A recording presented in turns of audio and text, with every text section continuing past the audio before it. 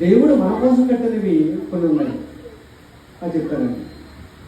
దేవుడు మన కోసం కట్టుకున్న గృహాలు ఏవైతే బిల్డింగ్లు, లేదంటే రేట్ షెడ్లు, లేదా తాటకెళ్ళు, మట్టి బాడీలు, ఒకడు ఇవన్నీ మన కోసం మనం కట్టుకునే ఇల్లు. దేవుడు మన కోసం కట్టిన ఇల్లు ఉన్నాయి, మన పట్టుకున్న ఇల్లు ఉన్నాయి.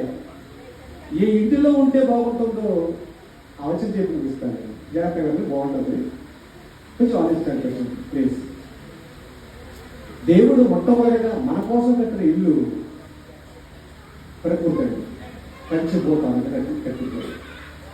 ఈ పంచభూతాలను సంగ్రహించి మానవ దేహాన్ని ఇవే బట్టి చేశాడు. ఆ మట్టి ఘట్టంలో ఉన్నటువంటి మతస్వరైనటువంటి ఆత్మనిచ్చిన దేవుడు జ్ఞానం ఇచ్చాడు, జీవించేటట్టుగా చేశాడు. మన జీవించడానికి